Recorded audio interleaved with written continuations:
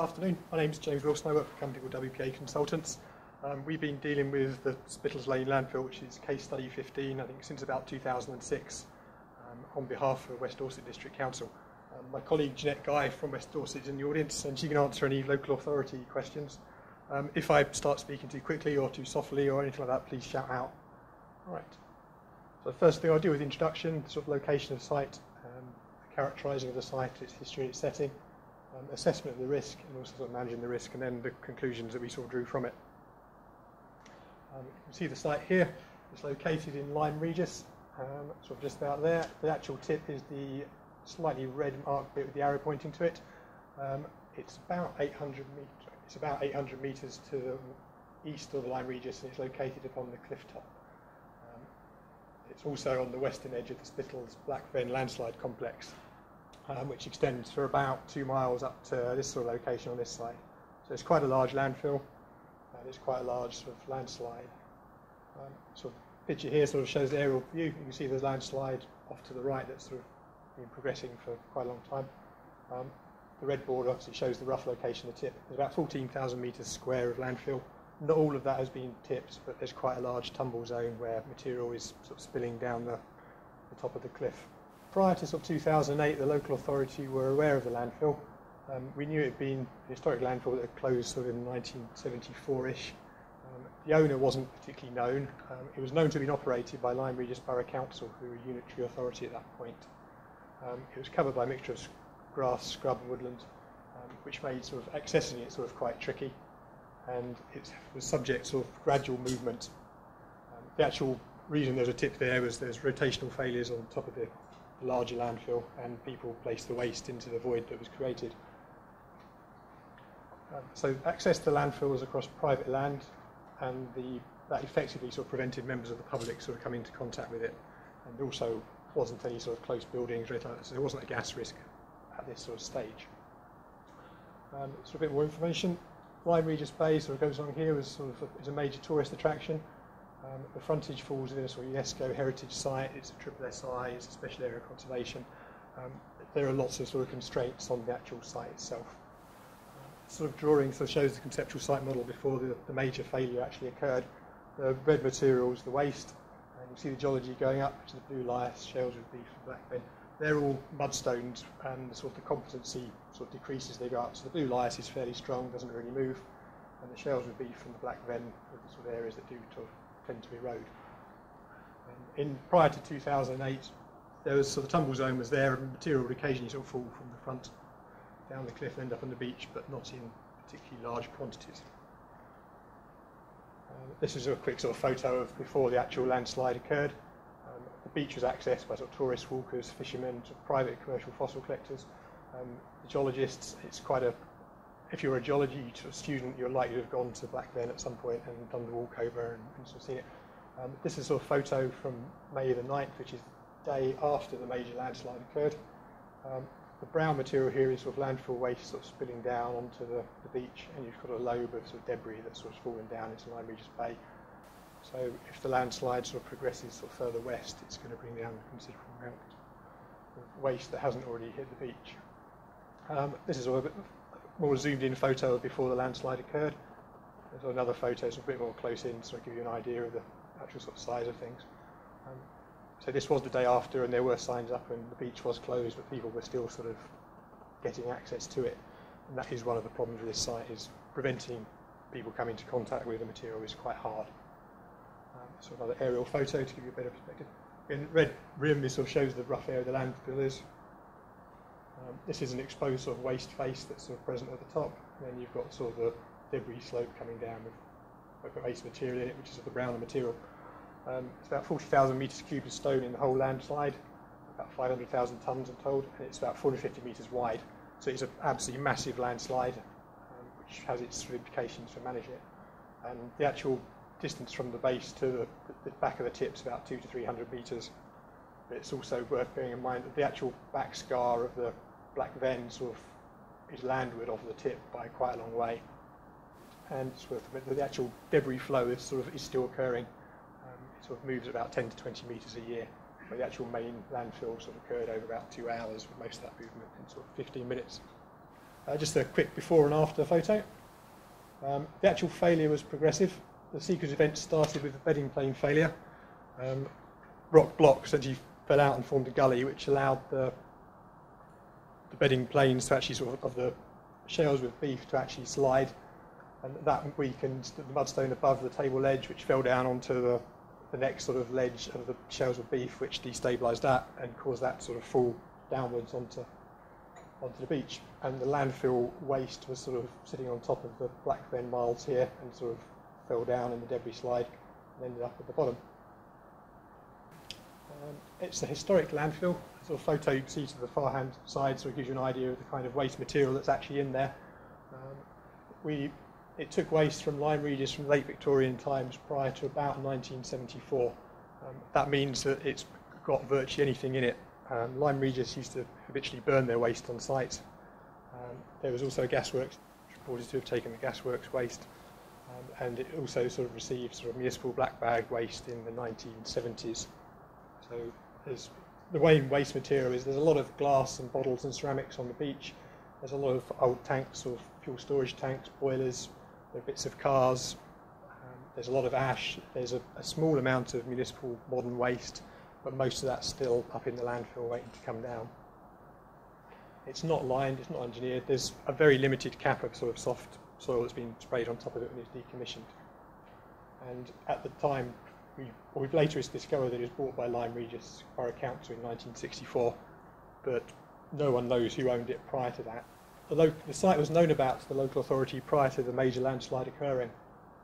Under the sort of Part 2A of Environment Protection Act 1990, the local authority had a duty to complete a strategic site inspection, and the site was identified during that as a sort of high priority. And as a consequence of that, a death study was kind of phase 1 report, and a preliminary investigation report was produced in 2007. Preliminary investigation sort of involved sort of a bit of trial pitting on the accessible parts of the landslide or landfill, and the death study looked at the sort of usual things, the historic mappings of any data that was available on who had owned it, what had potentially gone into it. This identified that there's a risk from erosion and landslip, and it also identified there was potentially a significant possibility of significant harm, or significant harm if the material actually ended up on the beach. Where it was located, there was a possibility of harm, but it wasn't considered to be a major risk, primarily because human health receptors couldn't get to it without a lot of work, also because there were no property close to it, so there wasn't a ground gas risk as it actually stood. At the time, that was considered to be acceptable, given there were plenty of sites, of landfill sites in the area that had been built upon or did pose a more immediate risk. Jumping forward to May 2008, that was when the major landslide occurred. The immediate action that occurred was the coastal path was closed and beach access was restricted.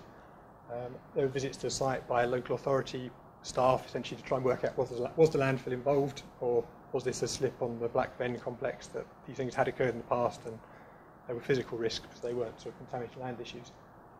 Next day, the sort of cross-agency sort of group sort of met, which is called the Tactical Command Group, and that released a press release sort of detailing the potential risks, that there was waste material in there, that people should avoid the landfill. That seemed to work quite well. On that day also sort of instructions sort of went out to my company to go and do a contaminated land inspection and collect samples if it's sort of safe for us to do so, and also for a geotechnical consultant, High Point Rendell, to make a visit to the site. We were quite fortunate in that West Dorset was in the process of having its coastal defences sort of revamped, and High Point Rendell were on site sort of a couple of miles down the road sort of doing that work. So they went out to site. They sort of decided there was a likelihood of further significant movement in the short to medium term. That was sort of something on the region of tomorrow to sort of 5 years, so it's not unfortunately very precise. And their main concern was a physical risk, sort of blocks coming down the cliff and sort of hitting people, or a major sort of sequence of movement bringing another few hundred metres of material down on top of somebody.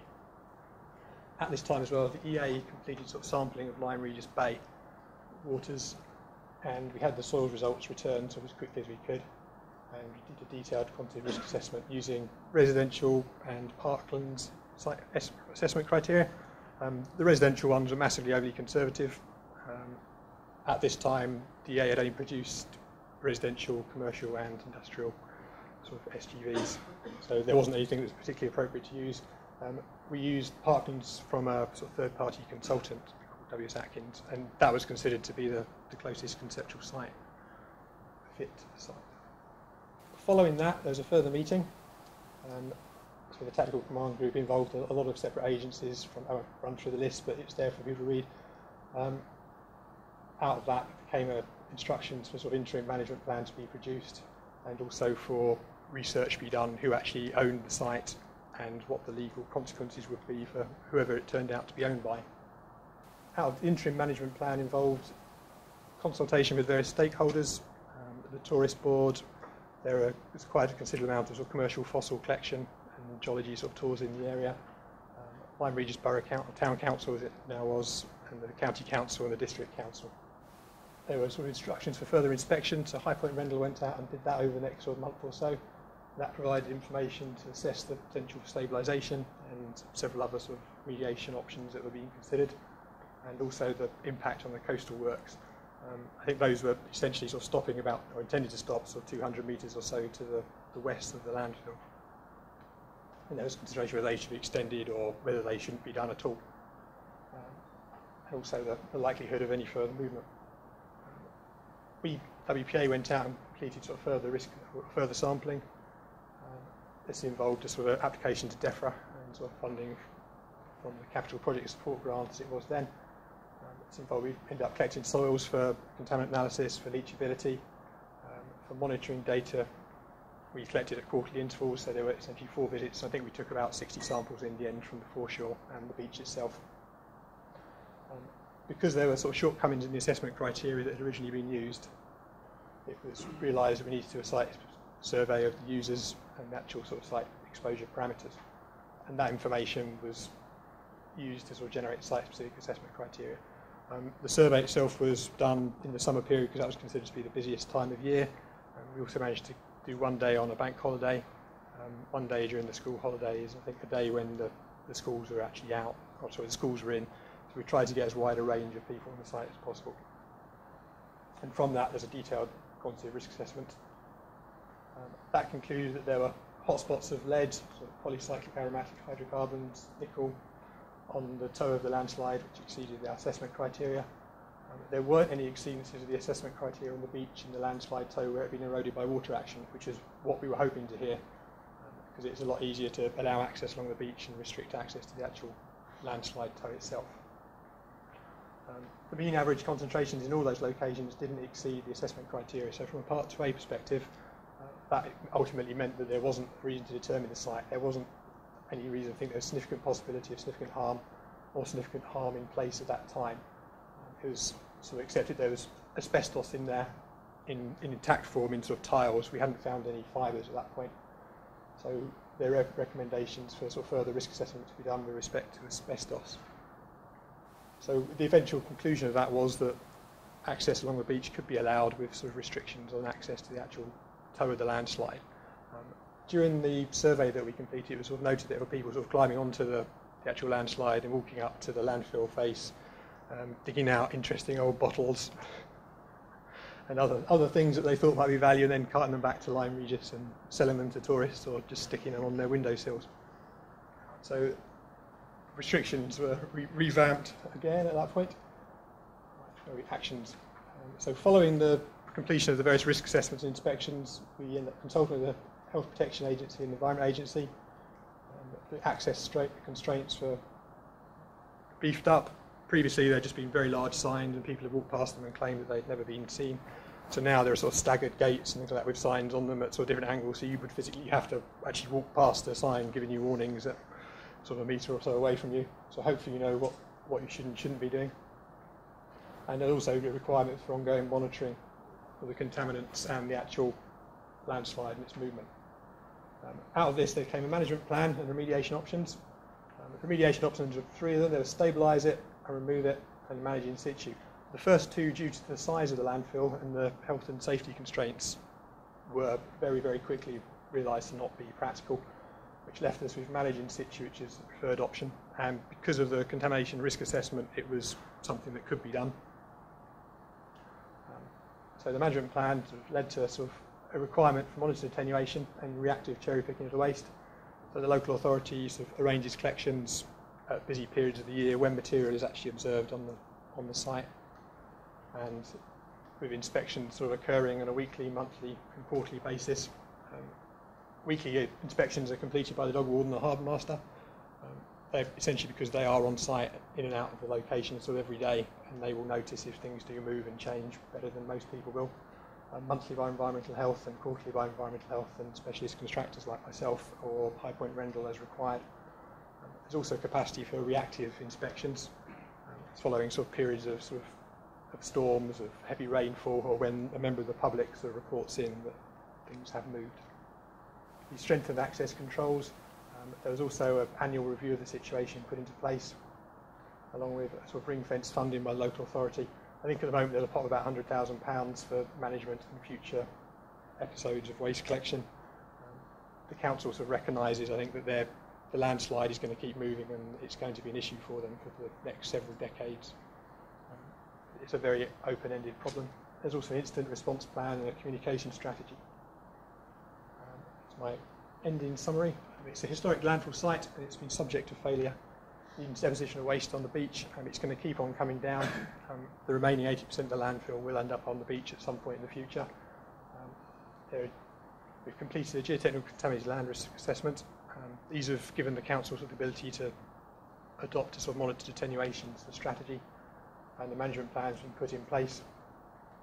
And there are other factors that need to be reviewed each year. I mean, these are sort of the changes to the slippage, the material on the foreshore, sort of grant opportunities for funding, and any changes to legislation such as Part 2A. Thank you very much for listening. If you've got any questions, please ask them.